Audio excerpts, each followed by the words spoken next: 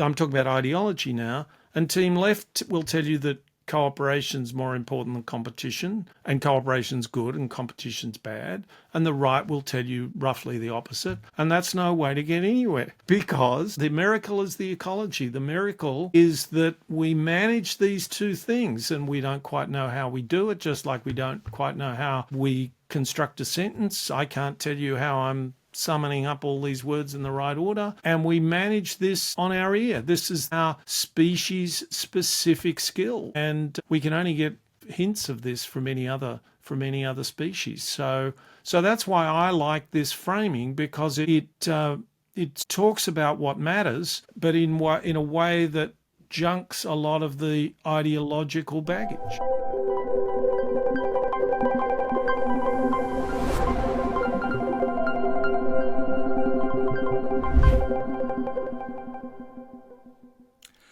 Okay, Nicholas, first of all, why tennis? Why tennis?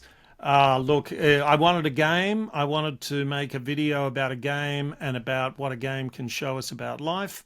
And that's about it. And I thought tennis sounded, I mean, I'm a bit of a tennis fan. I'm an Australian. In fact, I think I should tell you that Australia has a national game optimized for grass, because we had a Grand Slam. We still do.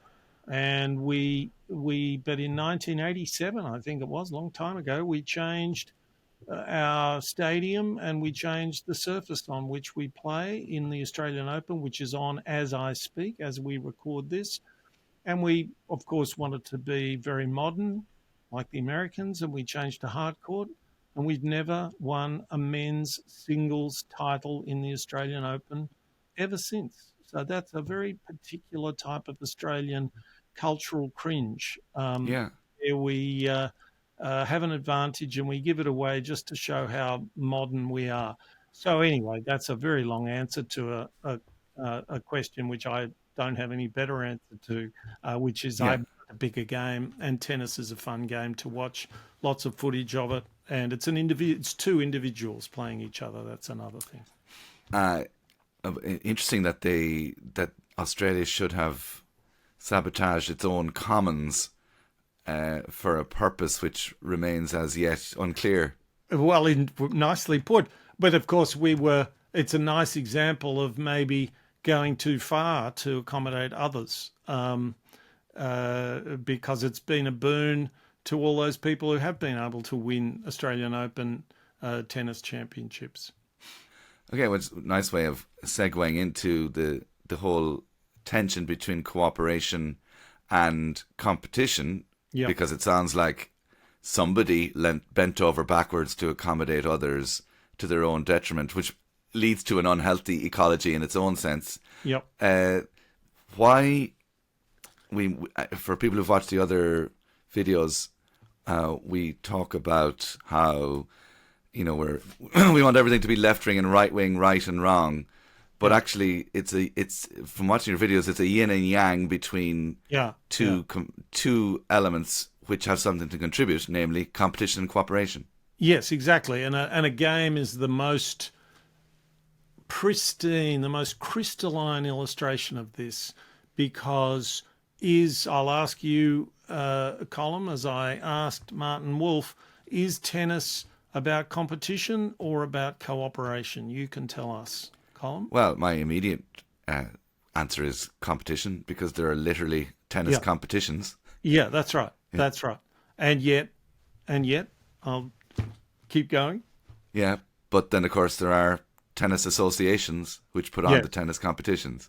Yes, and there are rules, and the competition is more important. Sorry, the cooperation, the competition is built out of the cooperation.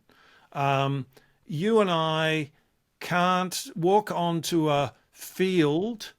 We can't really get a tennis game going until we start at least pretending that we're going to obey the rules. So it's actually the cooperation is the ground, and that makes the competition possible. And if you think of the extraordinary skill that has led to, it's really, again, to use a word I seem to be overusing now, it's a kind of a miracle. But it is just extraordinary that this entanglement of cooperation and competition that's really what we need to become that skillful. And if you just had the cooperation, it wouldn't happen. And if you just have the competition, well, you don't really have a game of tennis. You don't have anything. You just have two people trying to fight each other, kill each other. I don't know. So this is something, and when I started thinking about this, I really couldn't find much about this. It's like it's a very simple point, but I couldn't find much about this, in philosophy or in things like that. And I finally found a reference to it it was a reference to a chess game by a philosopher I'm very fond of called R.G. Collingwood. And he talked about this game as a game in which players agree to compete, in which players cooperate in order to compete. And that's a way that we can understand our whole lives. And the series is really a set of perspectives which take that idea to its logical conclusion. What does it look like if countries imagine themselves, recognize it's a simple model, the tennis model, but then act as if they are playing a tennis game and they cooperate on basic, trade rules, but then compete? There are still winners and losers, though, aren't there? But is there a base level of quality of life? Yeah, so the interesting thing there is that even when you take away the umpire, there's a lot of cooperation, but it's more fragile, and yeah, people have kind of fantasized about having an umpire between nations, if you like, world government or something, and we've never got very far. And there'd be plenty of people who say that's better than the alternative. But nevertheless, it again points to this ubiquity of cooperation, even in this anarchic international world. So this entanglement of cooperation and competition is just everywhere at every level. It's a very this idea. So some questions you can ask is it possible to have an umpire? Is it possible to codify the game? And often it's not, because it's kind of improvised. If you're thinking about a conference on how do we get greenhouse gases down, you can make some rules up, but then you might want to break them. So the game of the analogy with tennis is a good starting analogy, and then things get more difficult. But just coming back to something we spoke about earlier, just recognizing that there are commons rules and that what we are doing is built on something common. Is that something that you'd like people to always be aware of, to not take the commons for granted? Because does that impact behavior, do you think? Yeah. Well, if you're playing a game of tennis, you can wreck the game for the other person and then eventually quite quickly for yourself if you start cheating. So that's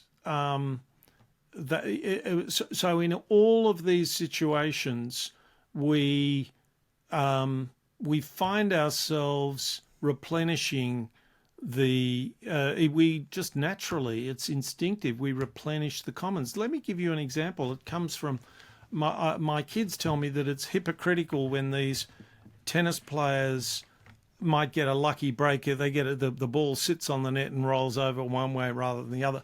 It's absolutely instinctive. We've all done this. You put your hand up and you apologize. And my kids say, well, if they want to apologize, they can give the point back. But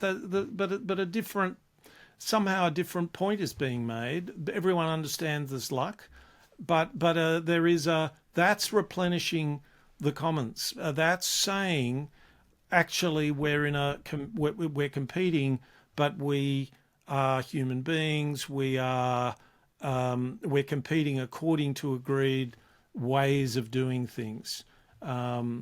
So and that's what makes things work better. And often that isn't the case. How should Let me make one really Sure. really important point, because it kept falling out of my mind, and I really want to make this point. Right now, I've nearly called it the USSR. Right now, Russia and NATO, Russia and the United States, Russia and Europe are at war, a certain kind of war.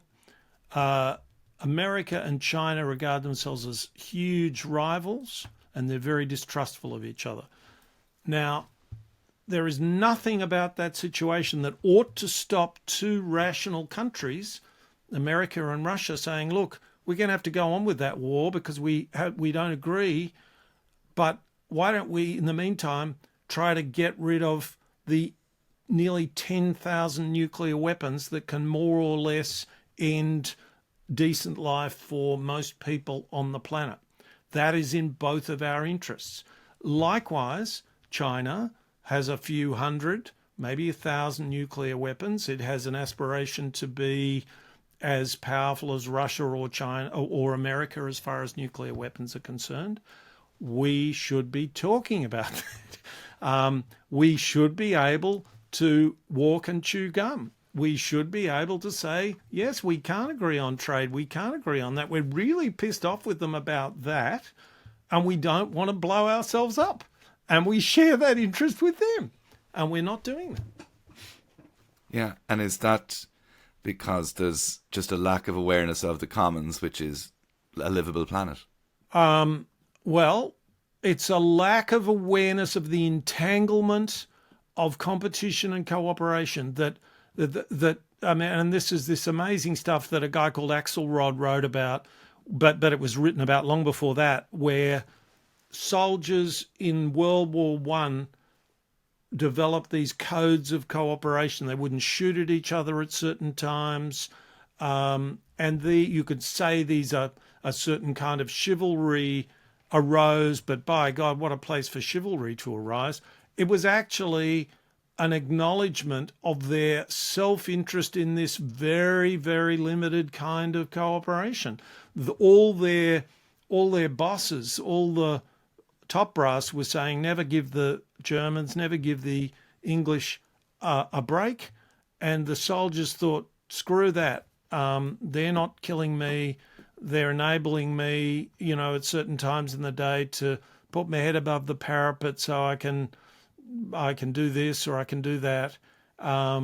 So those things, this entanglement, one way to get one way to get cooperation going is to think about your self-interest and to do it while you think about the self-interest of the other.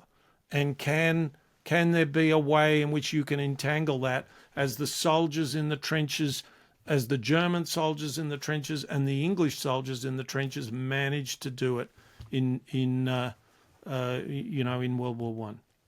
Okay, maybe in a different parallel universe, they might have been playing tennis on Christmas Day. Well, it's funny, as well as football. Indeed, as well as football. Indeed. Before they were chased back into the trenches, and that's something we can take up quite a few. In quite a few different videos time, this difference between the interests of the most senior people and the interests of the soldiers, and what Nassim Taleb has popularized as skin in the game, because the soldiers have always got skin in the game and the generals not so much. Okay, that's something to look forward to. But for now, maybe the big message for people in watching both this video and the video about which we are talking is, it's totally fine to have your self-interest and be selfish, but it can be productive for you to think of the other person. Yes, indeed. That's what a great deal of, I don't want to make it as reductive as that, but a whole lot of competition is not from altruism. It's from it's from either side. It's from theory of mind. It's from each side thinking about the other and thinking, what do they want? Can I give them what they want? And might I be able to get something I want, even in a situation as catastrophic as a war? Very good. I think the best place people can put that into practice almost immediately is the next time they're on the road driving, and whether they let Yeah. somebody pull out in front of them or not. So Yeah, maybe it's a this, very good point. It's a very yeah. good point. Okay. Melbourne has very good drivers. Sydney has very bad drivers, and I think I'm a bit below average. Melbourne, I'm a bit more aggressive than I should be, and I'm constantly trying to tell myself, no, let people in, because other people let me in. Okay. Anyway, there you go. So you are not one of the 60% of people who believe they're better than average drivers. It seems not. It seems not. I'm the Uh, contrarian me. yeah, an anomaly. Okay, looking Yeah. forward to the next video. Thanks, Nicholas, Thanks for very that. much, Colin.